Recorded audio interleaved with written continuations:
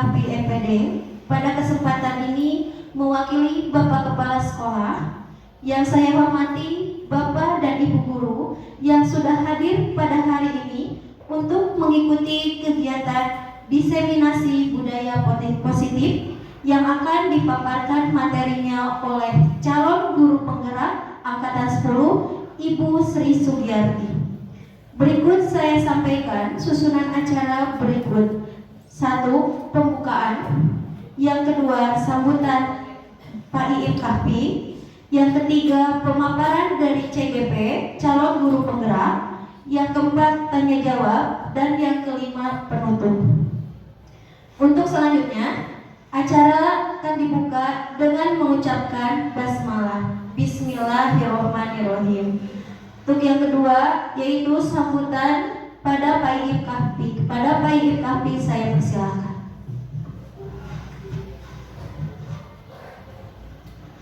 Bismillahirrahmanirrahim. Assalamualaikum warahmatullahi wabarakatuh.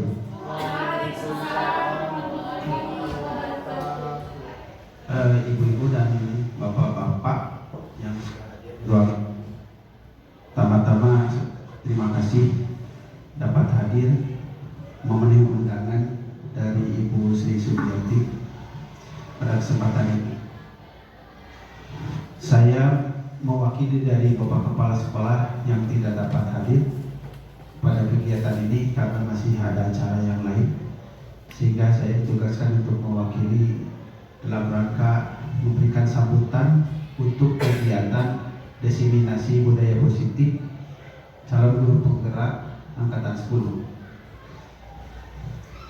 Yang pertama-tama adalah kita bersama-sama menjadikan puji dan syukur kehadiran Ilahi Robbi yang telah memberikan kepada kita kesehatan dan kesempatan tentunya dapat hadir dan mengikuti acara ini dalam keadaan sehat walafiat. Salawat serta salam semoga tercurah limpahkan kepada junjungan kita Nabi Muhammad SAW, dan tak lupa syafaatnya semoga sampai kepada kita sebagai umatnya di akhir zaman. Dalam hal ini yang perlu saya sampaikan, ucapkan terima kasih yang sebesar-besarnya bahwa di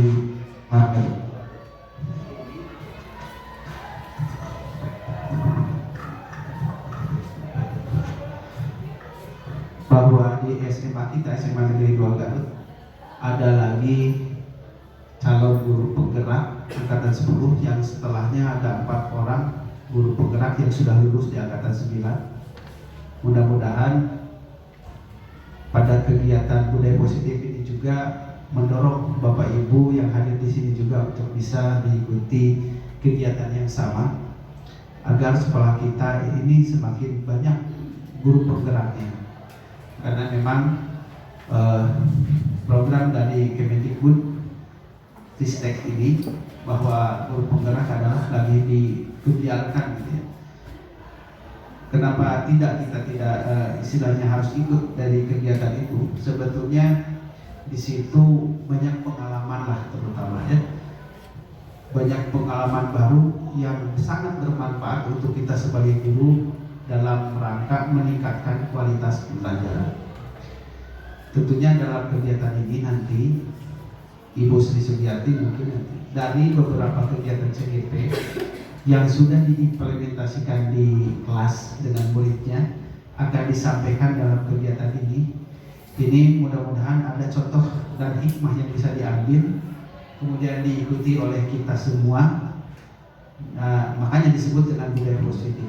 Kemudian juga mudah-mudahan dari hadirnya peserta di sini juga memberikan bahan masukan juga untuk melengkapi hal-hal yang mungkin masih harus ditambah ya gitu, atau ada hal-hal yang kurang dalam kegiatan ini, sehingga kita nanti akan terjadi interaktif, saling sharing pengalaman dari apa yang telah kita laksanakan di kelas dengan model-model yang sudah diterapkan dalam guru penggerak. Mungkin tidak panjang ya sambutan dari saya sebagai mewakili dari Bapak Kepala Sekolah. Tiada lain di sini adalah saya mengucapkan terima kasih sebesar-besarnya baik kepada khususnya calon guru penggerak dan umumnya juga untuk peserta yang hadir di sini. Mudah-mudahan kegiatan ini berjalan dengan lancar, bahagia tentunya, senang ya, tidak ada tekanan walaupun cuaca cukup hadang gitu ya, cukup panas, tapi ini harus ada manfaat dan maknanya. Itu saja mungkin pesan yang disampaikan. Terima kasih telah memberikan kesempatan. Mudah-mudahan Allah memberikan pahala yang berlipat buat kita semua. Sekian, terima kasih. Assalamualaikum warahmatullahi wabarakatuh.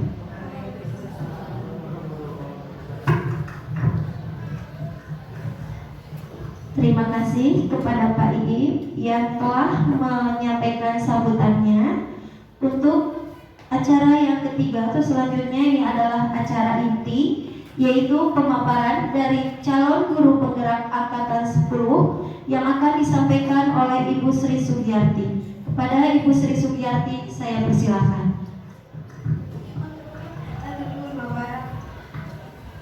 Terima kasih Ibu MC.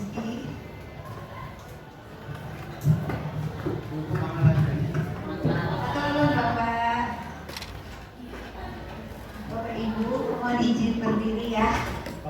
Oke, sebelumnya saya mengucapkan terima kasih banyak atas kehadirannya. Tentunya ini Bapak Ibu meluangkan waktunya yang sangat berharga hari ini untuk dapat mengikuti diseminasi budaya positif yang telah saya pelajari di modul 1.4. Baik, kita lanjutkan ke pemateri. Nah, sebelum ke budaya positif, kita akan mengenal dulu pendidikan menurut Ki Hajar Dewantara. Sebelumnya ada yang tahu tidak apa sih pendidikan menurut Ki Hajar Dewantara selama ini? Apa? Boleh Pak Imam? Tinggarso? Boleh Ibu?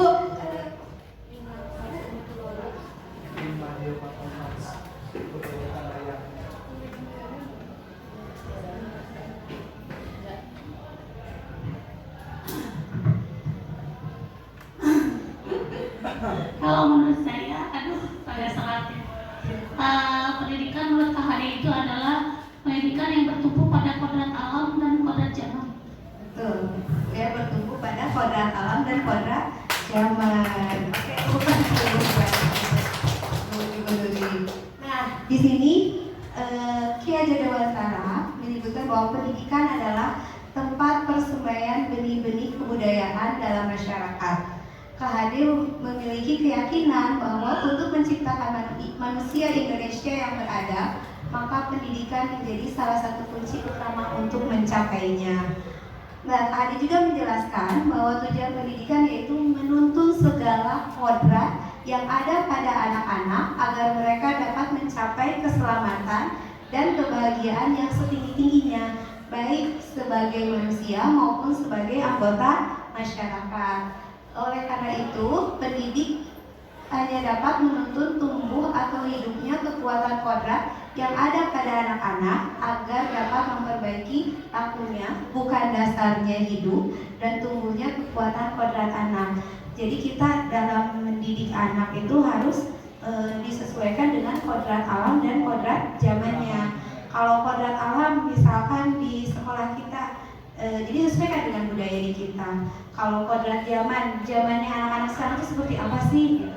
Jadi mendidik mereka pun harus disesuaikan dengan kodratnya. Itu pendidikan menurut Ki Hajar Dewantara.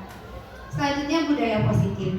Nah, budaya positif di sekolah yaitu nilai dan kebiasaan di sekolah yang berpihak pada murid agar mereka dapat berkembang menjadi pribadi yang kritis, penuh hormat dan bertanggung jawab sesuai dengan profil pelajar Pancasila. Tentunya Bapak Ibu sudah tahu 6 dimensi dari profil pelajar Pancasila. Sudah tahu ya? Oh, insya Allah. Nah, budaya positif ini merupakan pembentukan karakter kebiasaan positif bagi murid, seperti senyum, sapa, salam, membuang sampah pada tempatnya, berdoa sebelum belajar, kemudian mengaji 15 menit di awal pembelajaran, pelestarian lingkungan, disiplin pada peraturan, dan tata tertib sekolah itu merupakan contoh-contoh dari budaya positif yang ada di sekolah. Tentunya di sekolah kita ini sudah dilaksanakan ya Bapak Ibu ya? Sudah. Nah, selanjutnya konsep utama dari budaya positif. Yang pertama ada perubahan paradigma belajar, yang kedua ada disiplin positif, yang ketiga kebutuhan dasar manusia, yang ketiga ada motivasi, hukuman, penghargaan, kemudian yang berikutnya 5 posisi kontrol guru, yang berikutnya keyakinan kelas, dan yang terakhir adalah segitiga restitusi. Nah, ini yang akan kita bahas hari ini. Selanjutnya adalah yang pertama dulu, perubahan paradigma pembelajaran. Pembelajaran dengan paradigma baru dilakukan berdasarkan prinsip pembelajaran yang berdiferensiasi sesuai dengan kebutuhan dan perkembangannya untuk mewujudkan profil pelajar Pancasila. Jadi pembelajaran yang berdiferensiasi itu yang seperti apa? Adakah Bapak Ibu yang tahu? Pembelajaran berdiferensiasi? Ibu Nuri silakan.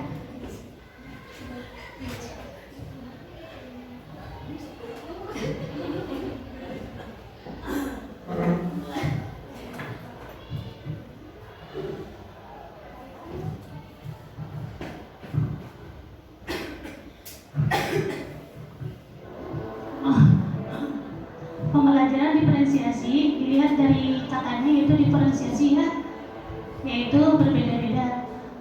Artinya pembelajaran ini adalah disesuaikan dengan kebutuhan anak.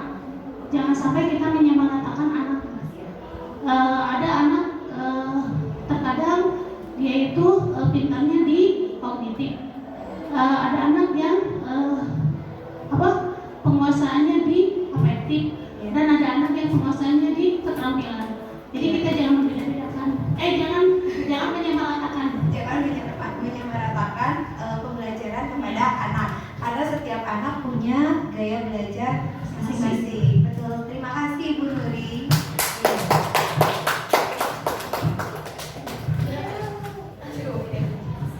Oke, baik, betul.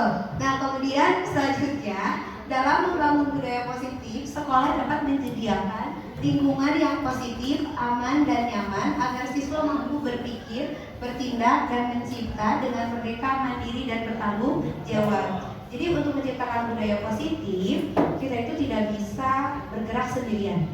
Kita harus bersama-sama untuk bergerak agar apa? Agar terciptanya budaya positif di lingkungan sekolah kita. Karena jika sendirian kita yang bergerak, itu tidak akan tercipta budaya positif di sekolah. Jadi dukungan dari Bapak Ibu sangat-sangat diperlukan. Harus kompak dalam mendisiplinkan anak terutama. Selanjutnya, baik, kita melakukan permainan coba buka. Oke, Bapak Ibu sudah berpasangan, kecuali Pak Dimas. Pak Dimas dengan siapa? Dengan Dimas atau dengan Dimas? Dengan Dimas aja. Nggak apa-apa ya Dimas ya? Iya. Permainannya seperti ini. Anda dan teman Anda akan melakukan kegiatan coba buka. Boleh berhadapan-hadapan, boleh saling berhadapan-hadapan. Anda misalkan siapa yang sebagai A, siapa yang sebagai B? Ya. Apa? A boleh, A sebelah kanan, B sebelah kiri. Oke. Misalnya A dulu ya. Tugas Anda adalah mengepalkan salah satu tangan Anda. Kepalkan salah satu tangan Anda. Coba Anda bayangkan bahwa Anda menyimpan sesuatu yang sangat berharga di dalam kepalan tangan Anda. Anda perlu menjaga benda tersebut sekuat tenaga Anda karena begitu pentingnya untuk kehidupan Anda. Tugas B, rekan Anda ya. Tugas B itu adalah membujuk, boleh menghardik, boleh mengintimidasi, memarahi, menggoda, mengkritik, menawari ada uang agar bersedia membuka kepala tangan Anda. Sudah. Nah, dalam kegiatan ini sesungguhnya siapa yang memegang kendali atau kontrol untuk membuka atau menutup kepala tangan? Siapa? Siapa suruh ke depan? Siapa yang mau ke depan? Siapa yang mau ke depan?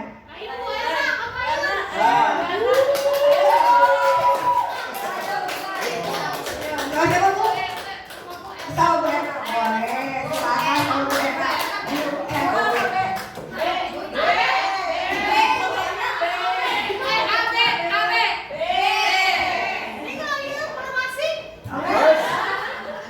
Baik, siapa yang sebagai A? Saya sebagai B. Yang mau langsung. Tidak boleh Bu. Silakan Bu. Lakukan segala cara.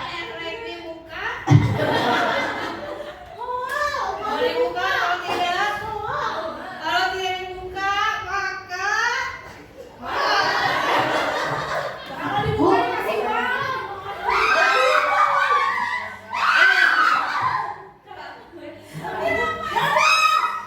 Pasti akan 100.000. Mama tadi masuk itu. Itu adalah contoh akan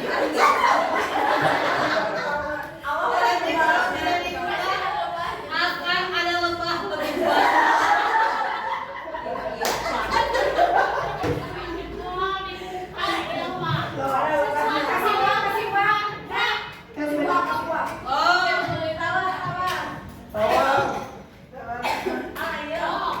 mau dikasih duit leketek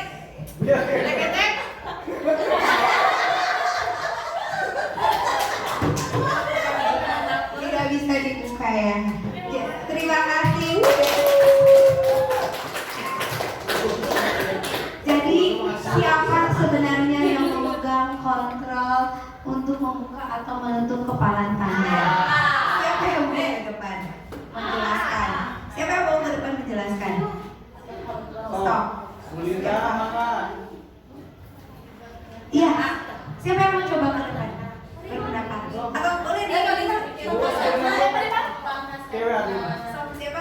Tenang, masih boleh Bu Jessica. Ya, ya. Yang memegang kendali atau kontrol itu dari A. Dari A. Kenapa? Kenapa? Jadi kan ini tadi yang B itu kayak membuatkan apa sih mengintimidasi ya gitu. Melakukan berbagai cara dengan cara memarahi, intimidasi atau mungkin tadi mengkritik gitu. Iya. Cuman kan tetap keputusan ada di A mau membuka atau tutup. Sebenarnya kalau misalkan A memutuskan untuk membuka tanpa seperti itu pun bisa gitu. Tapi kalau misalkan nggak ada niat untuk membuka ya nggak apa-apa. Betul ya?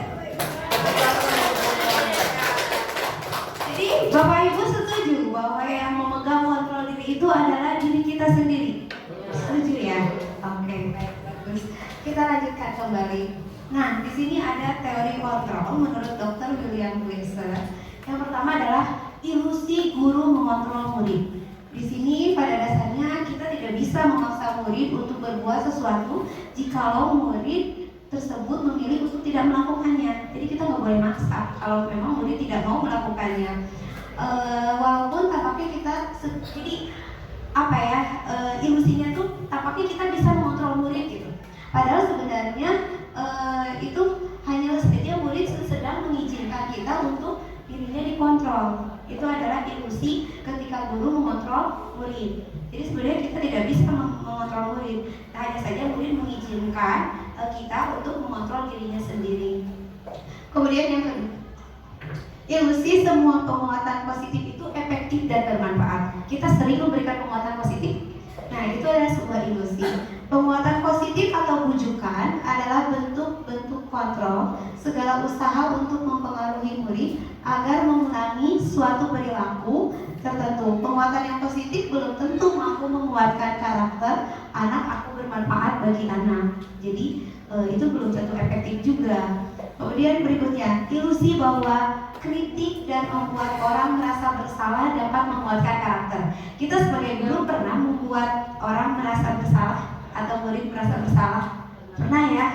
Nah, itu adalah sebuah ilusi. Jadi menggunakan kritik dan rasa bersalah untuk mengontrol murid itu adalah menuju pada identitas gagal. Itu tidak boleh sebetulnya.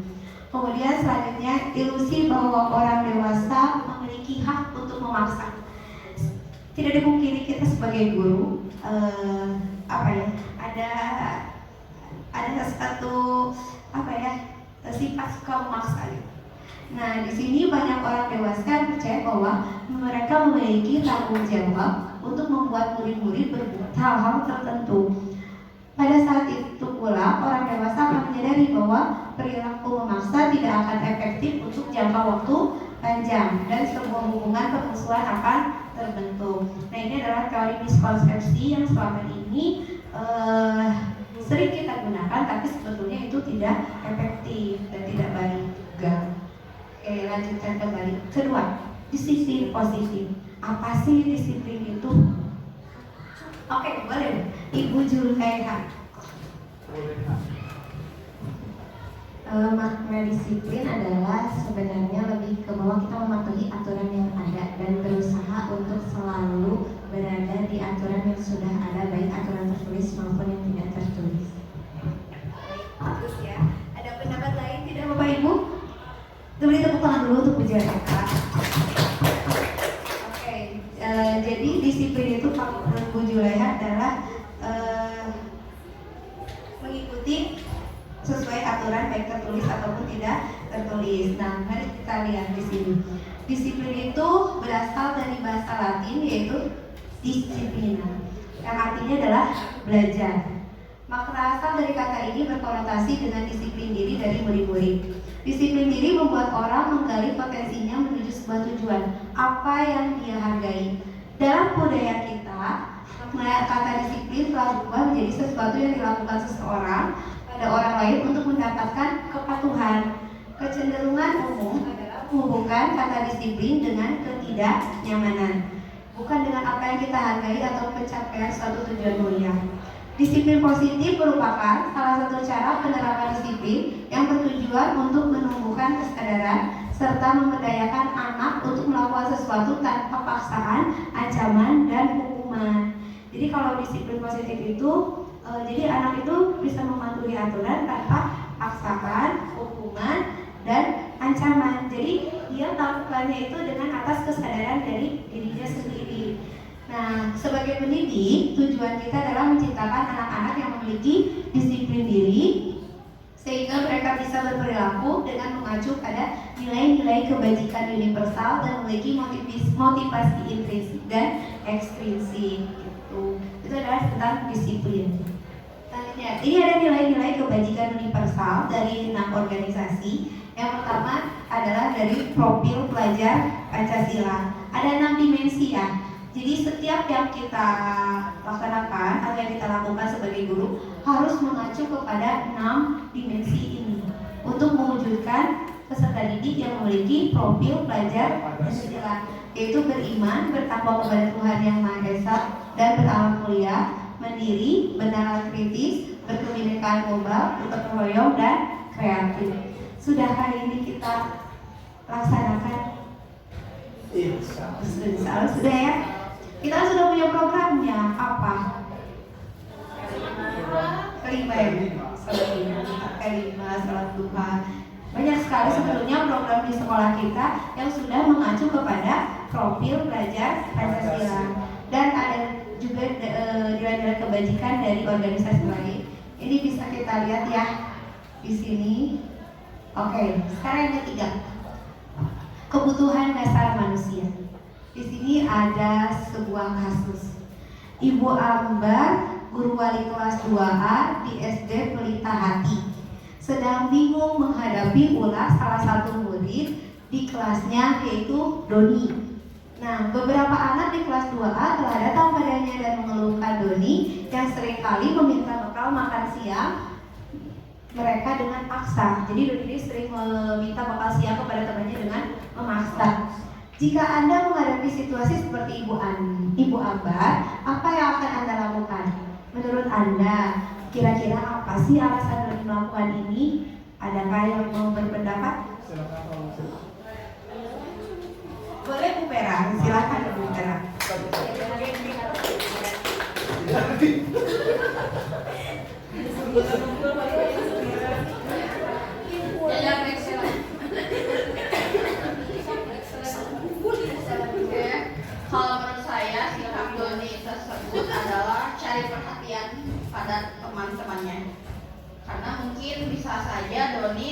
rumahnya apa sih kurang perhatian dari keluarganya seperti itu atau lingkungan rumah atau lingkungan sekitarnya. Ya, terima kasih Duta dulu. Kata Bu Vera, Doni ini kurang perhatian dari keluarganya. Apakah ada yang mau berpendapat lain? Saya Bu. Oh boleh Pak, boleh Bu Doni Pak Iqbal dulu.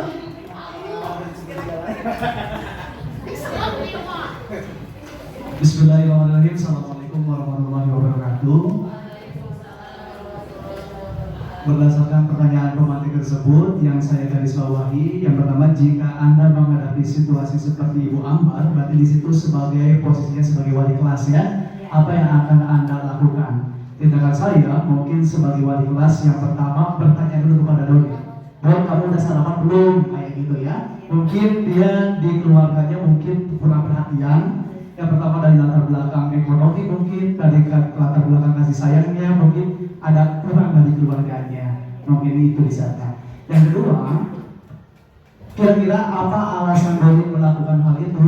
Mungkin yang pertama, Doni melihat bahwa kalau dia berada di latar belakang keluarganya yang kurang perhatian, bisa jadi dia juga cari perhatian terhadap wali kelas atau teman sekitarnya. Yang kedua, mungkin karena di saat itu mendesak, Doni lapar, mungkin dia ngambil yang punya temennya kayak gitu.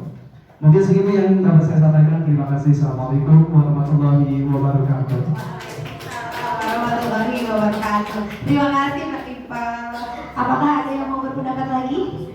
Oh sama. Jadi Bapak Ibu mungkin berkesimpulan bahwa Doni ini kurang perhatian ya dari keluarganya.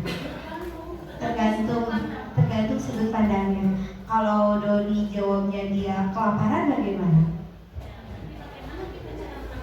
Bagaimana cara kita menanganinya? Berarti tetap ada masalah keluarganya. Kenapa Doni bisa sampai kelaparan? Iya. Gak takut sih. Iya benar-benar. Orang kelaparan gak akan memasak. Iya.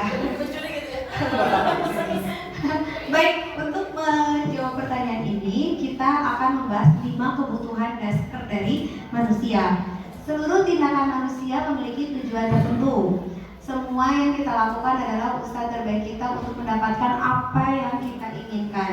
Ketika kita mendapatkan apa yang kita inginkan, sebetulnya saat itu kita sudah memenuhi satu atau lebih dari satu kebutuhan dasar kita, yaitu kebutuhan untuk bertahan hidup atau survival, kemudian kasih sayang dan rasa diterima, kemudian kebebasan, kesenangan, dan penguasaan. Ketika seorang murid melakukan suatu perbuatan yang bertentangan dengan nilai-nilai kebajikan atau melanggar peraturan, itu sebenarnya dikarenakan mereka gagal memenuhi kebutuhan dasarnya. Ada berapa kebutuhan dasar manusia? 5 ya. Yang pertama adalah bertahan hidup. Nah, mungkin tadi Doni memaksa itu karena untuk bertahan hidup.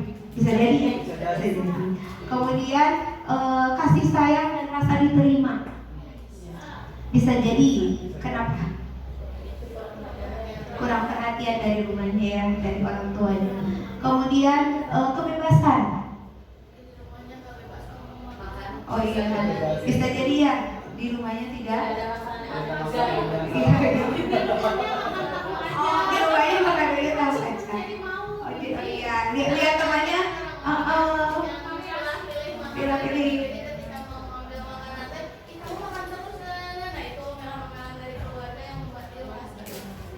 Oh iya, bisa. Betul, bagus, terima kasih Bu Rima. Kesenangan bisa jadi. Oh iya, bisa jadi hobi. Karena mungkin iseng ya. Karena sering sekali kita temui orang-orang yang senang iseng, senang jahil ya. Iya, dan mungkin Doni juga tipe orang yang seperti itu.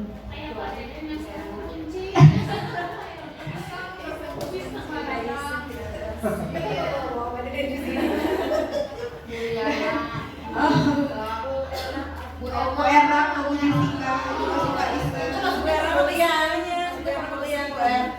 Kita semuanya sebenarnya kalau Bu Erna, memang itu karakter beliau yang seneng banget kayaknya nih iseng-iseng kayak.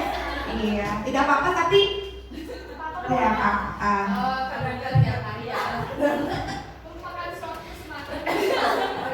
Nah itu mungkin kebutuhan dasar dari Bu Erna ya.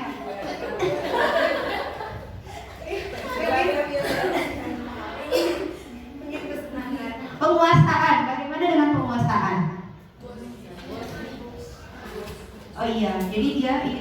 dewasa mungkin ya di antara teman-temannya. Nah,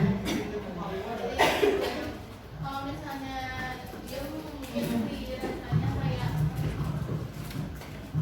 kalau misalnya diem mungkin dirasa kayak anaknya tuh apa sih pendiam, jadinya nanti orang-orang teman-temannya menganggap itu masih Cina kayak gitu. Kalau misalnya dia mengeluarkan power jadi lebih berkuasa dan anak-anak lebih segan, mungkin lebih takut. ya bisa jadi ya seperti itu. Oke, terima kasih Beriman. Tolong tepuk tangan buat Beriman.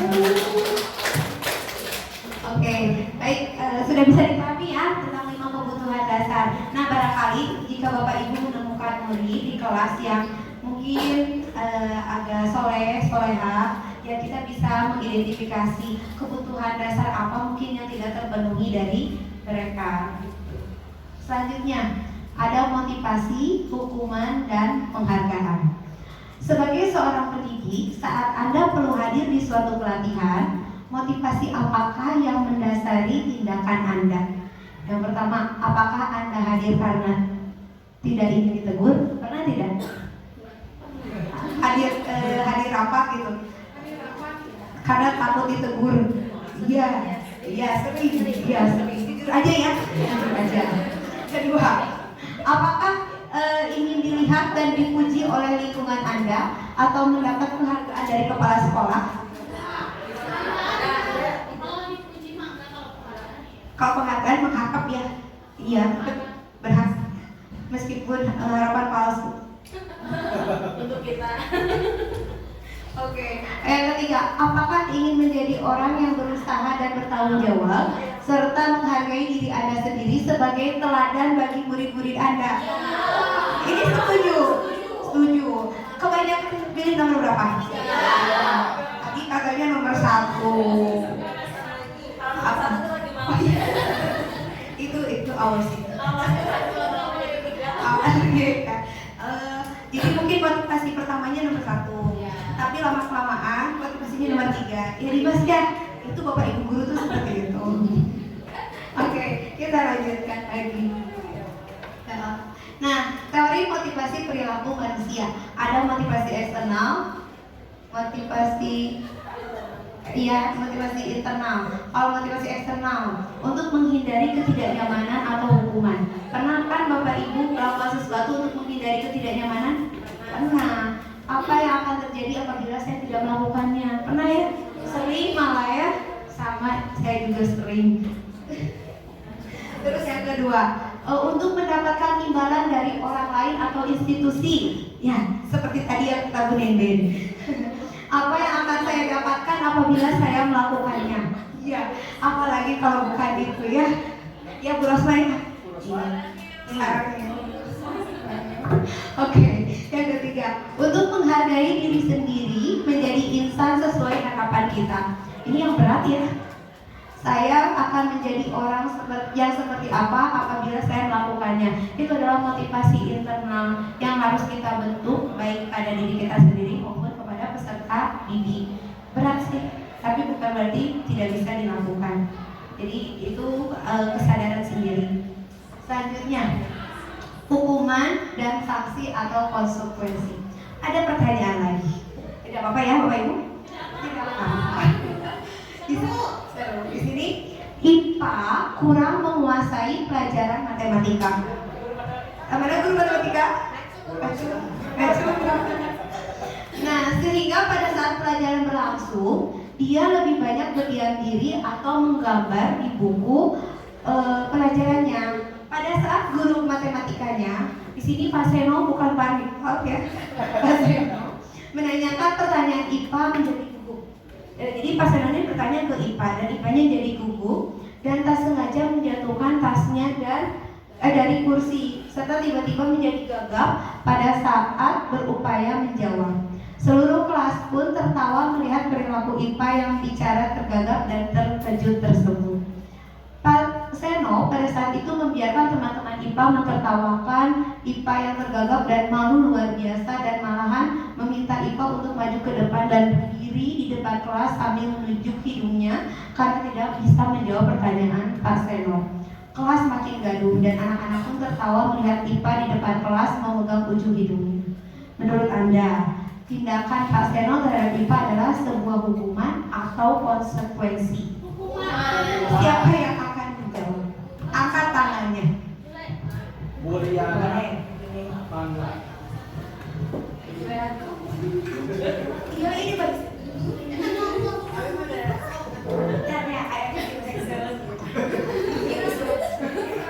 Menurut saya tindakan yang dilakukan Pak Seno terhadap IPA sebenarnya bisa dinilai sebuah hukuman mungkin karena tidak dijelaskan sebelumnya apakah di sana ada kesepakatan atau tidak mengenai tindakan yang dilakukan oleh Pak Seno. Karena tidak dijelaskan, maka yang dilakukan oleh Pak Seno terhadap IPA adalah sebuah hukum. Baik, terima kasih atas pendapatnya. Beri tepuk tangan dulu untuk Bu Juliana.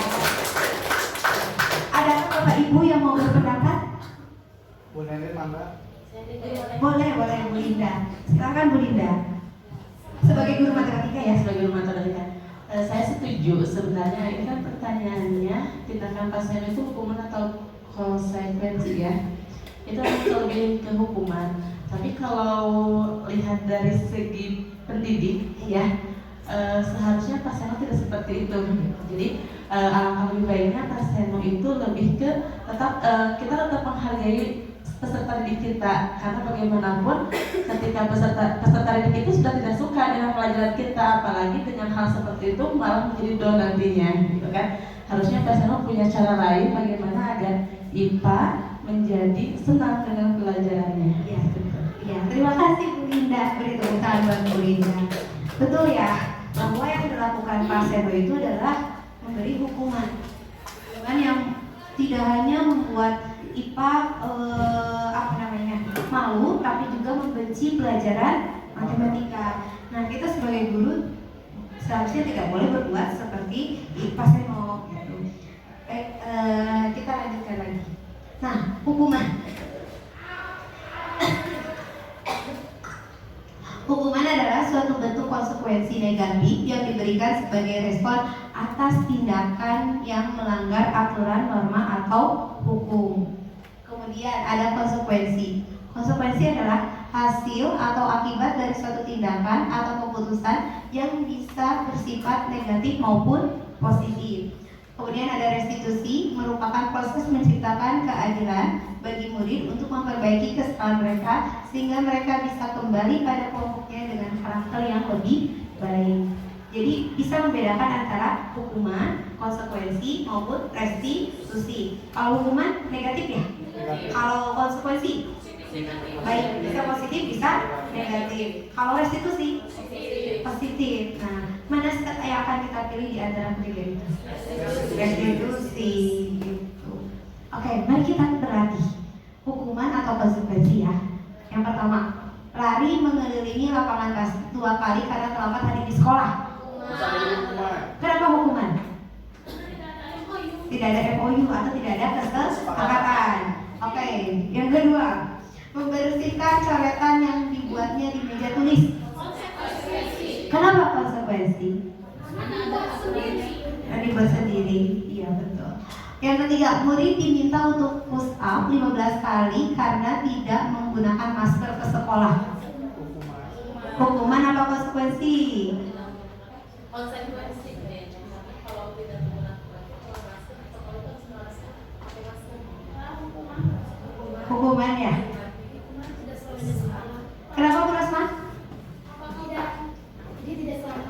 Tidak selamanya sekolah mewajibkan memakai masker kecuali waktu COVID pandemi ya. Itu adalah hukumannya. Karena hukuman ini berat, negatif ya. Harus push up 15 kali. Mungkin sekarang udah tidak kita lakukan ya. Sudah tidak ada.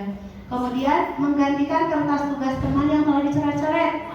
Nah, ini konsekuensi gitu. Kemudian berjemur di lapangan basket pukul 12 siang karena mengobrol dengan teman. Hukuman. Kemudian murid diminta bertelanjang kaki sepanjang hari karena tidak menggunakan sepatu warna hitam sesuai peraturan sekolah. Konsekuensi karena apa? Tidak ada aturannya dan disuruh siapa yang melanggar. Jadi nyawa bertelanjang kaki sepanjang hari itu sering kita temui ya. Sering. Kemudian berdiri di depan kelas sambil mengangkat kaki satu karena tidak bisa menjawab pertanyaan. Benar. Kali ini sepertinya zaman kolonial banget ya. Iya ya, zaman. Kalangin tidak? Kalangin. Oh, didiamin di depan. Oh iya.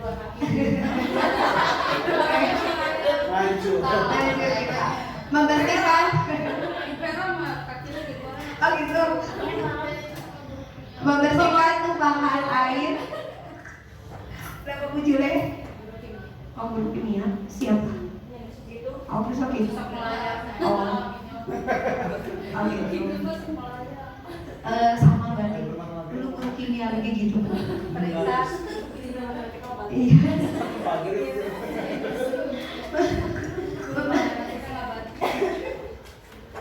Membersihkan tumpahan air di meja tulis karena tersenggol pada saat belajar. Konsekuensi ya, karena kita belajar bertanggung jawab atas apa yang kita lakukan.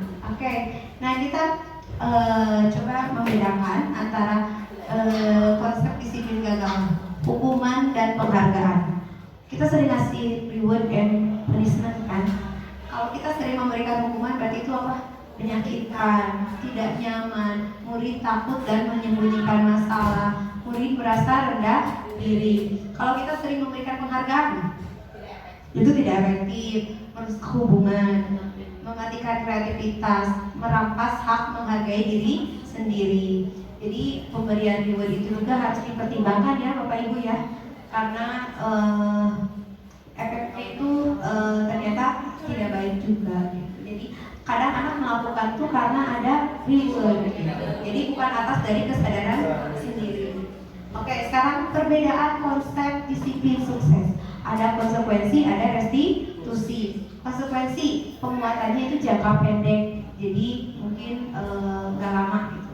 Kemudian perlu monitoring berkala, stimulus respon, murid menghormati peraturan. Tapi kalau untuk restitusi itu penguatannya jangka panjang, fokus pada pemecahan masalah, murid menghormati dirinya dan orang lain, murid bertanggung jawab dan bersemangat memperbaiki kesalahan. Nah, itu adalah restitusi. Jadi yang harus kita praktikan itu adalah restitusi. Oke, sekarang kelima. Tenang ya Bapak Ibu, masih ada 2 lagi. 5 posisi kontrol dulu sekarang. Ada pertanyaan seperti ini. Tisa dan Hana dipanggil masuk ke ruangan Ibu Dewi, Kepala Sekolah SMA Makmur. Ibu Dewi baru saja mendapatkan pengaduan dari Ibu dan Tisa bahwa Hana menggunakan kata-kata kasar dan merendah-rendahkan Tisa di sosial media. Jika Anda sebagai pendidik, apa yang akan Anda lakukan? Adakah yang mau berpendapat? Silakan, barisan ini. Very good, very well. Silakan barisan sini.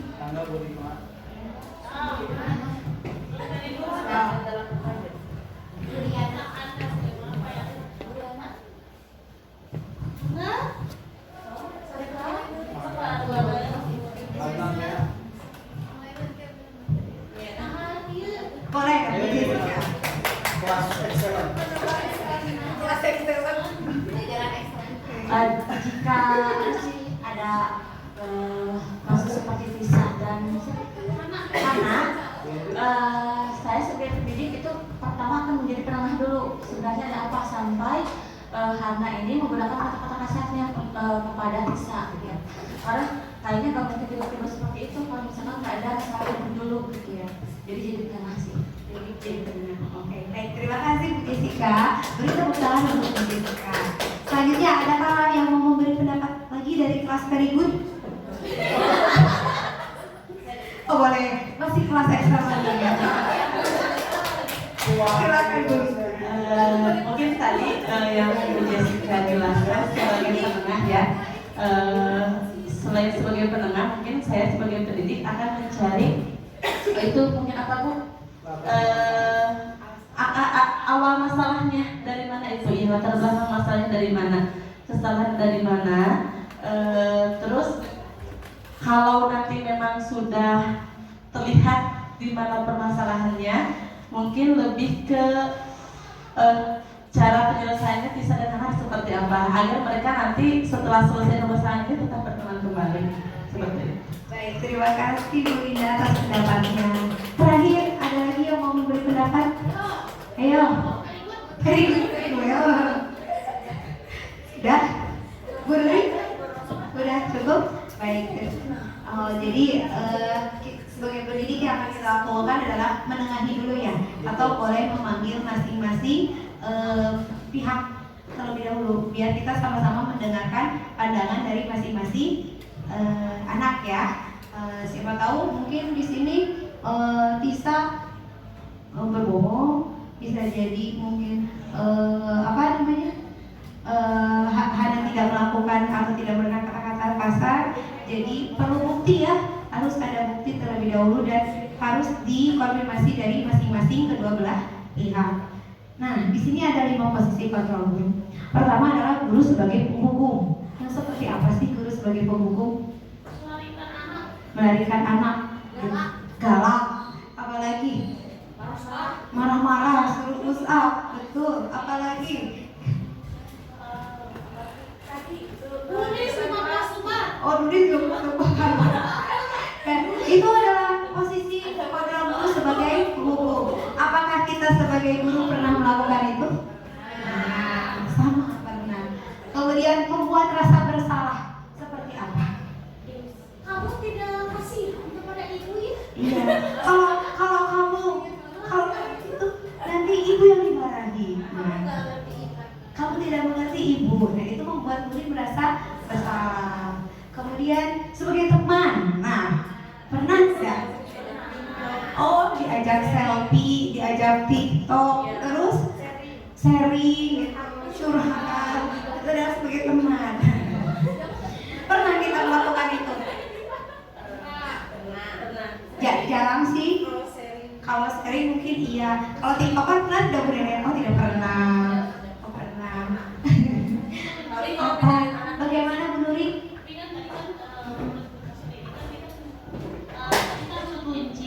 Juga kan pendidikan sekarang itu harus sesuai dengan peraturan dan zaman ya. Nah, kalau kita tiktokan itu apakah posisi kita sebagai teman atau bagaimana? Tergantung konten. Tergantung konten. Silakan Bu Jizi. TikTokan ini kan tergantung konten sih Bu. Kalau menurut saya misalkan ada ya kayak yang speaking gitu kan ya gitu, atau mungkin misalkan untuk berbagi metode pembelajaran atau yang bersifat pembelajaran itu kayaknya sih masih oke ya gitu.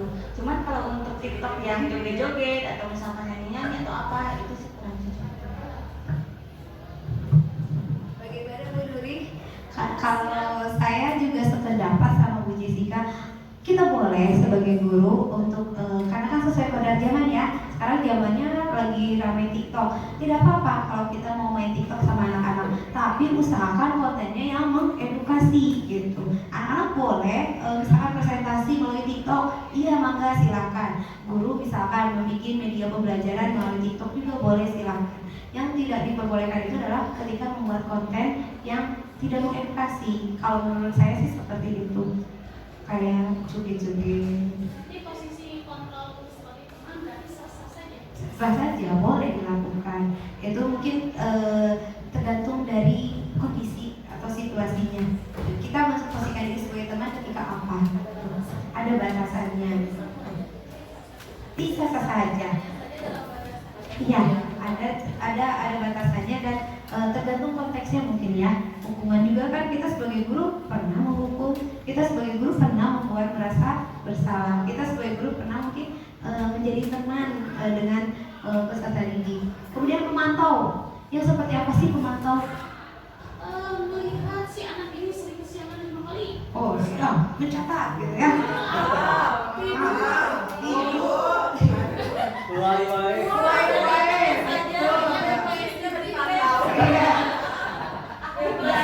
Aktif belajar, ya benar. Sering maju ke depan, mencatat, perubahan. Sering banyak cara belajar juga. Iya, sering banyak izin benar. Padahal di kantin itu Enak banget atau iya. Nah, kita sebagai guru juga pernah kan melakukan posisi ini sebagai pemantau, apalagi kalau ujian ya. Nah, itu memantau sekali. Iya, itu adalah sebagai pemantau, dan yang terakhir adalah sebagai manajer. Seperti apa sih guru sebagai manajer itu seperti apa? Ada yang tahu tidak? Mengarahkan siswa, Mengarahkan, mengatur, membimbing, mengingatkan. Oke, baik. Mari kita lihat di sini. Nah, di sini ada posisi kontrol negatif, misalkan menghukum, menghardik, menunjuk-nunjuk, menyakiti, menyindir, kemudian membuat rasa bersalah, seperti berceramah, menunjukkan kekecewaan mendalam. Guru berkata seperti ini, kamu sudah mengecewakan ibu atau bapak. Nah, itu adalah membuat rasa bersalah. Sebagai teman, membuatkan alasan-alasan untuk murid-muridnya. Lakukan demi bapak ibu. Pernah? Kemudian, ya sudah, nanti bapak ibu bantu bereskan. Nah, kayak gitu sebagai teman itu. Tidak. Nanti bapak ibu bereskan. Kemudian kalau pemantau, menghitung dan mengukur. Jadi kerjanya itu menghitung dan mengukur.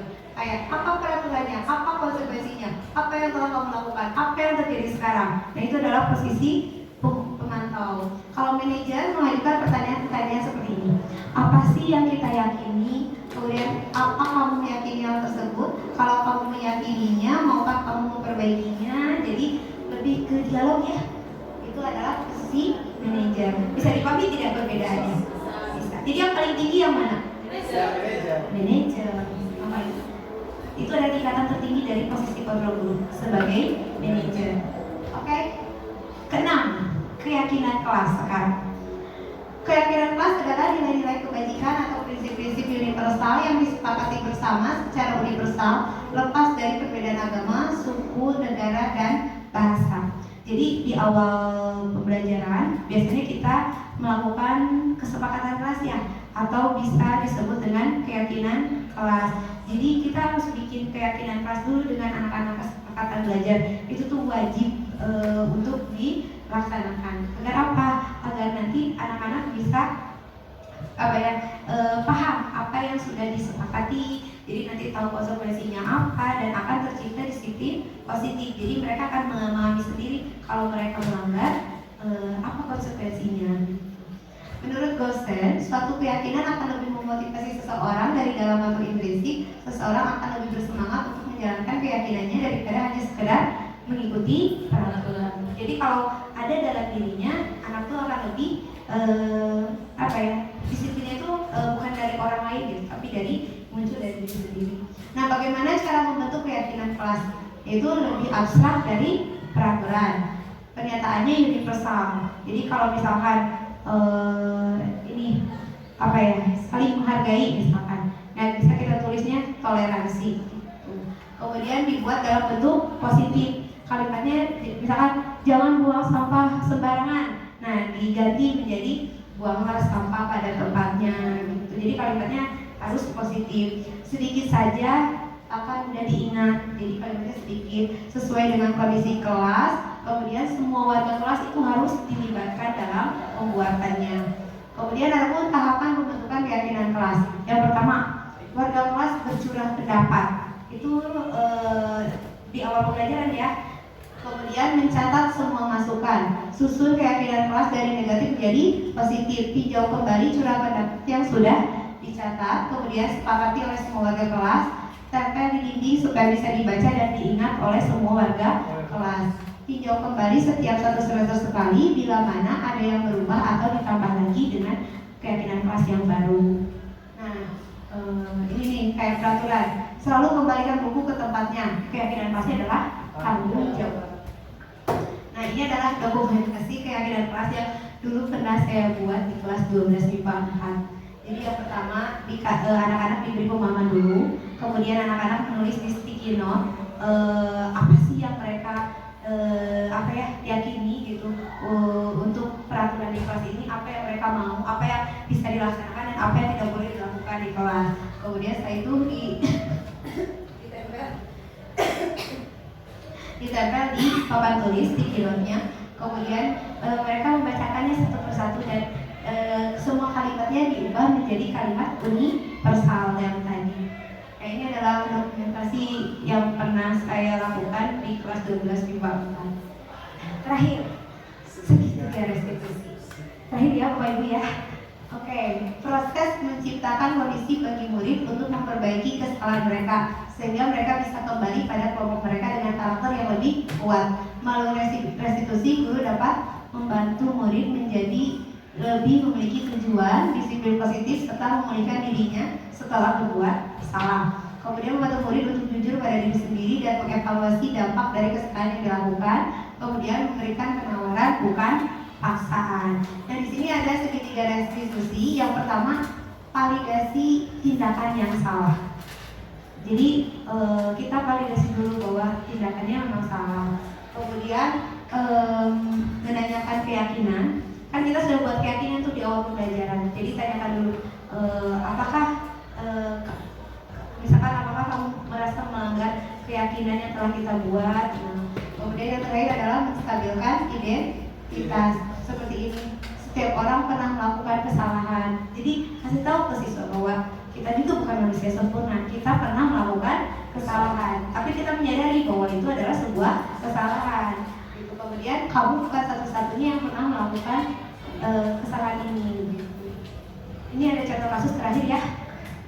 Anto dan Dino sedang bermain bersama di lapangan basket dan tiba-tiba terlibat dalam sebuah pertengkaran adu mulut. Dino pun menjadi emosi dan mengadakan kontak fisik, menarik kemeja Anto dengan kasar sampai 3 kancingnya terlepas. Pada saat itu, guru piket langsung melalai mereka dan membawa mereka ke ruang kepala sekolah. Ibu Suti sebagai kepala sekolah berupaya menenangkan keduanya, terutama Dino. Dino, sepertinya kamu saat ini sedang marah sekali. Mendengar itu, Dino pun mengalir bercerita tentang kekesalan hatinya. Ibu Suti pun melanjutkan bahwa membuat kesalahan adalah hal yang manusiawi dan bahwa mempertahankan diri adalah hal yang penting. Ini tadi apa namanya? Menstabilkan identitas ya. Oke. Namun meminta Dino memikirkan cara lain yang mungkin lebih efektif karena saat ini Dino berada di ruang kepala sekolah. Ibu Suti melanjutkan bertanya tentang keyakinan sekolah yang disepakati. Nah ini apa tadi? Menanyakan keyakinannya. Serta apakah Dino bersedia memperbaiki kesalahan yang telah dilakukan terhadap Anto. Dino pun akhirnya perlahan mengangguk. Kemudian Ibu Suti balik bertanya kepada Anto, hal apa yang bisa dilakukan Dino untuk memperbaiki masalah? Anto menjawab, saya perlu kancing saya diperbaiki Bu. Ibu saya akan sangat marah kalau melihat kancing baju saya sampai copot 3 kunci begini. Ibu Suti pun kembali bertanya ke Dino, apakah yang akan dia lakukan untuk menggantikan 3 kancing Anto yang terlepas? Dino berpikir sejenak, namun menjawab, wah tidak tahu Bu, saya rem kembali mungkin ya Bu. Nah, Ibu Suti berpikir sebentar dan menanggapi, kalau direm akan mudah terlepas kembali Dino. Kemudian bagaimana kalau kamu menjahitkan saja? Bersediakah kamu? Dino tanpa ragu-ragu dan menanggapi, menjahit? Mana saya tahu bagaimana menjahit Bu. Ibu Suti meneruskan, apakah kamu bersedia belajar menjahit? Dino berpikir sejenak, memandang ke meja Anto dan menanggapi, yang mengajari saya siapa Bu? Dengan cepat Ibu Suti menjawab, Kak Irfan, guru tata busana. Dino kembali diam sejenak memandang ke meja Anto yang tanpa kancing. Akhirnya Dino mengangguk tanda menyetujui dan sepanjang siang itu Dino belajar menjahit dan memperbaiki kemeja Anto. Terakhir kali terlihat kedua anak laki-laki tersebut, Dino dan Anto, pada jam pulang sekolah. Mereka sudah bercengkrama dan bersedang gurau kembali. Nah, posisi kontrol apa yang telah dipraktikkan oleh kepala sekolah Ibu Suti? Hal-hal apa yang saja dilakukan sehingga ada berkesimpulan demikian? Boleh? Siapa?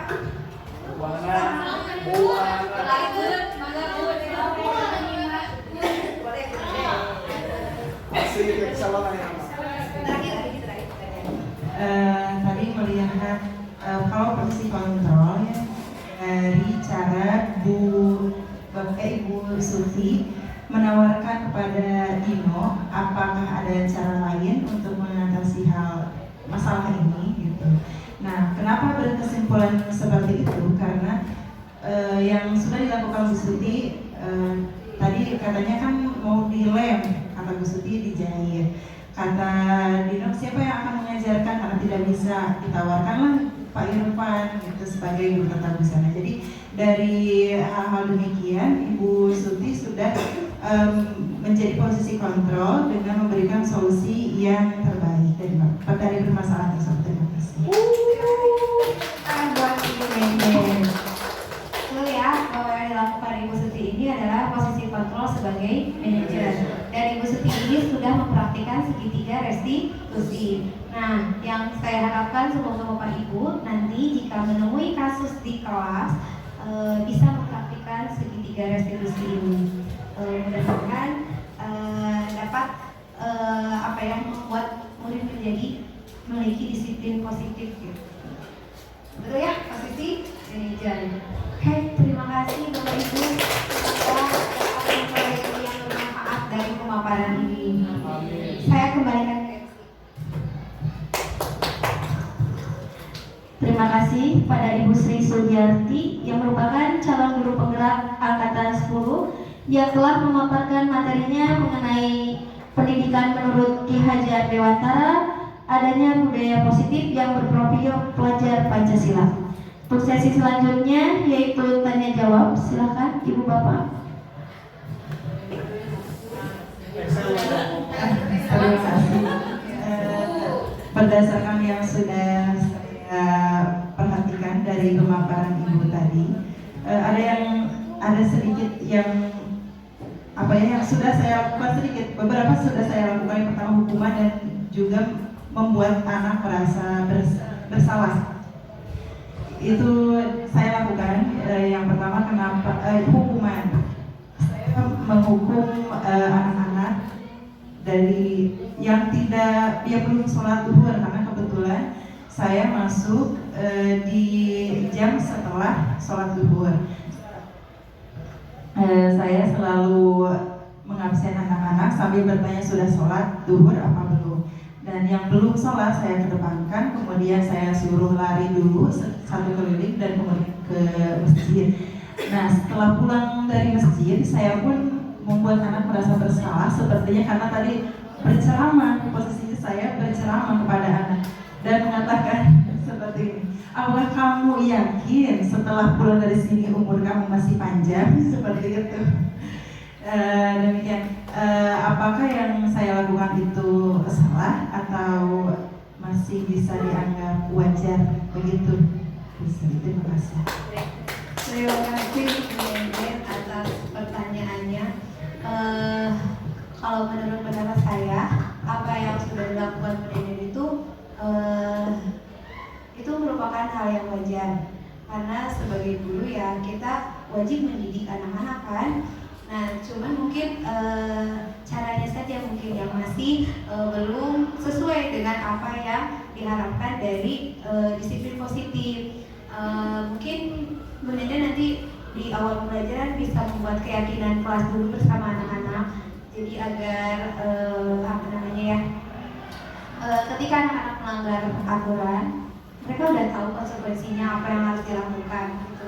Dan Pendeden juga tidak akan memposisikan diri sebagai pembuat rasa bersalah lagi gitu. Barangkali itu sih dari saya. Barangkali dari Bapak Ibu ada yang mau menambahkan? Cukup? Oke, cukup saja. Terima kasih.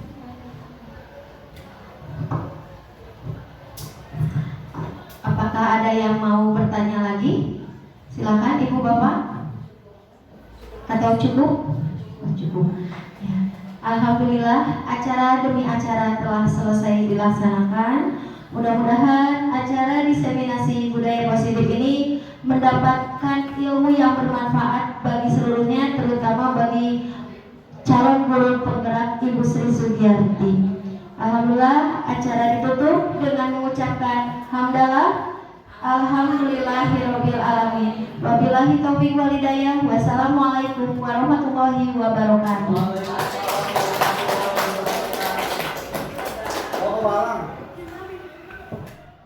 Assalamualaikum warahmatullahi wabarakatuh.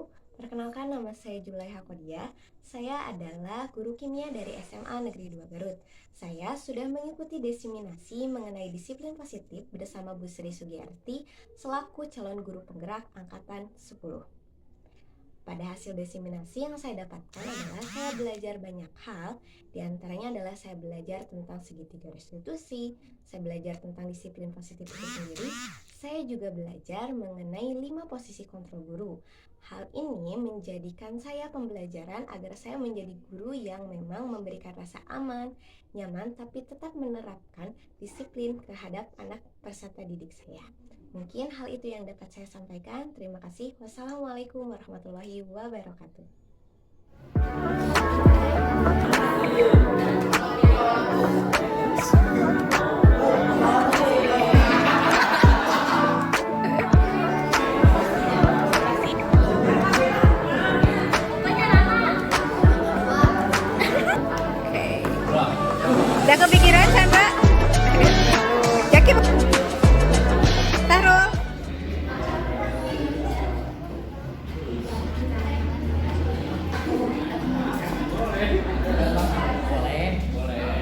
Raisa, kenapa bingung?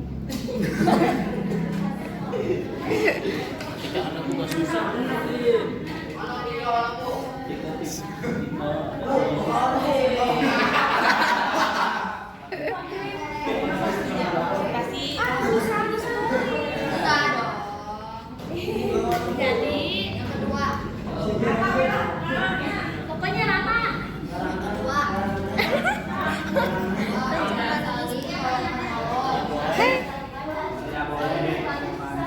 Boleh saling bantu kita. Oke. Udah kepikiran Chandra? Belum. Jaki belum kepikiran. Ayo pikirin ya.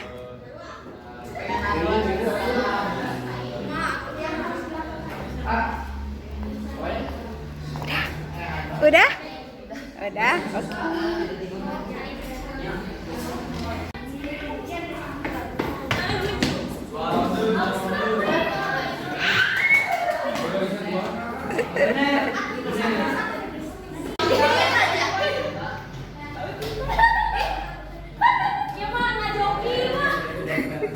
Sip.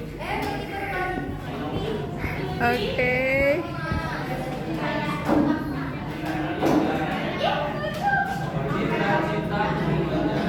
Semangat ya, Pak.